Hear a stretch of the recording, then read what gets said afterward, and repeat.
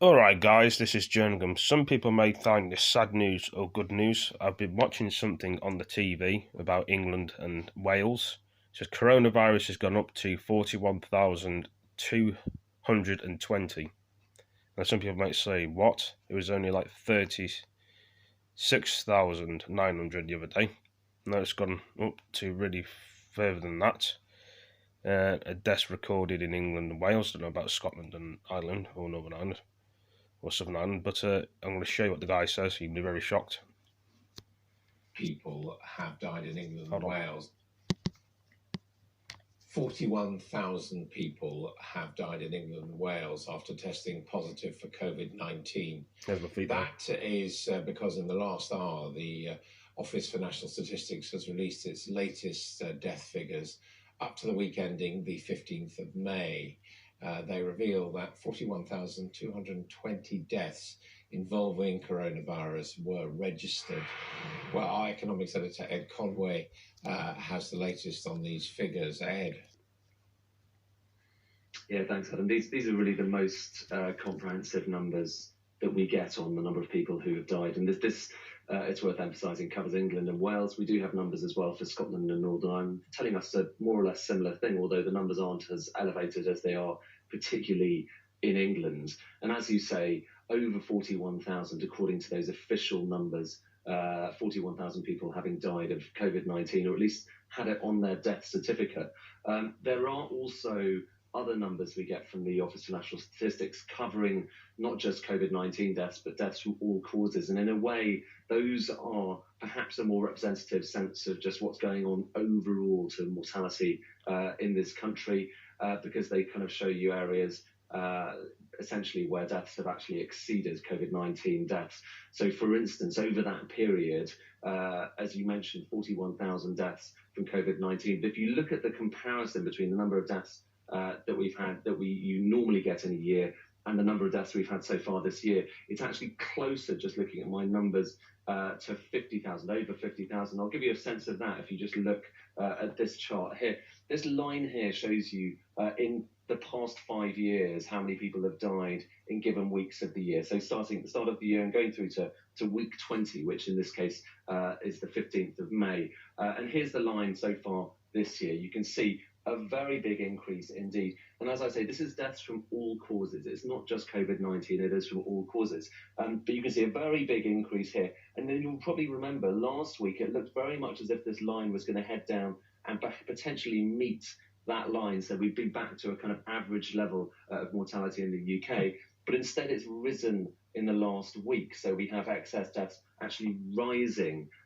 Mortality, the kind of actuaries talk about the idea of excess deaths here. That's the difference between this black line and the blue line there. Now, part of the reason it's worth emphasising really is down to the fact that this is partly about registrations. And in that previous week, week 19, that included BE Day. So that bank holiday, that's an extra day that wasn't available for registrations. And therefore, partly this was a bit too low. And this bit here is catching up on some of those registrations that didn't happen the previous week. So that looks a bit worse than it really should be. But the overall picture, Adam, is that that's not necessarily getting down to what you might consider normal levels. And also, finally, if you look just around different settings, so deaths in different places in England and Wales, you get a similar picture. So this line here, the zero line is just the kind of normal average level in previous years, as I was showing you. We're talking about excess deaths here. This line shows you deaths at home, so in domestic settings.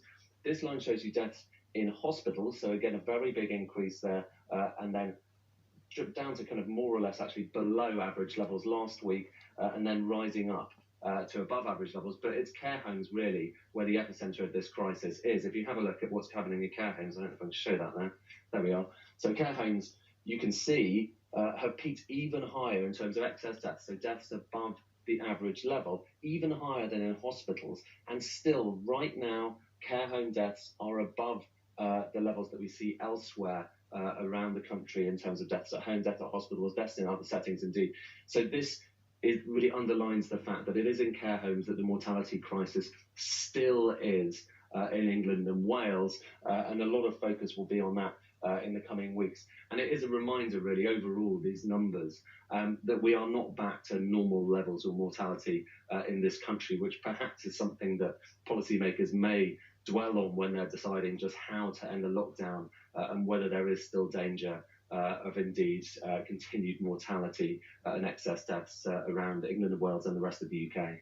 And I do just want to ask you briefly about your colleague, your fellow economics editor at the Financial Times, Chris Giles. He is producing regular projections for the UK, and he's actually saying that the projections of deaths relating to COVID, he thinks are probably something in, the mid 60,000s. Well, that's basically excess deaths. So when I talk, what we've got here is excess deaths, and actually those numbers, and I mentioned at the start, so you have numbers for COVID-19 deaths, so official COVID-19 deaths. That is around 40,000, 41,000, as you were saying, in England at least. And so if you include Scotland as well, you're kind of getting up to closer to kind of 50,000 just on COVID-19 deaths. But then on top of that, you have to add on all of the deaths that are happening around this time of year that you wouldn't normally expect. And if I just go back to this chart here, about 80% of the gap between those two lines is explained by COVID-19. But that still leaves an extra it's about 15 to 20% that doesn't really have an explanation. And so that's where the numbers, that Chris Giles at the FT and some people are talking about 60,000 deaths rather than 50,000.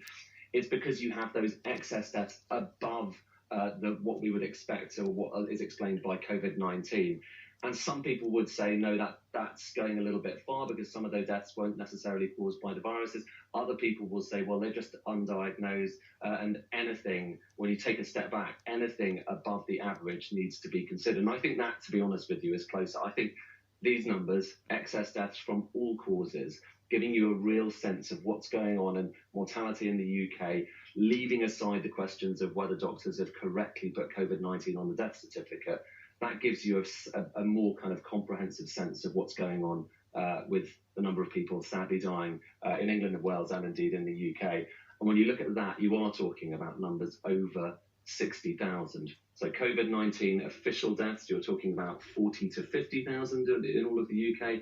But excess deaths, so from all causes, above what you would normally expect around this time of the year seasonally, then you're talking about probably 65,000 or so at the moment. These are very high numbers. They are far higher than anyone wanted or expected early on from this disease. So a lot of focus will continue to be on these numbers in the coming weeks.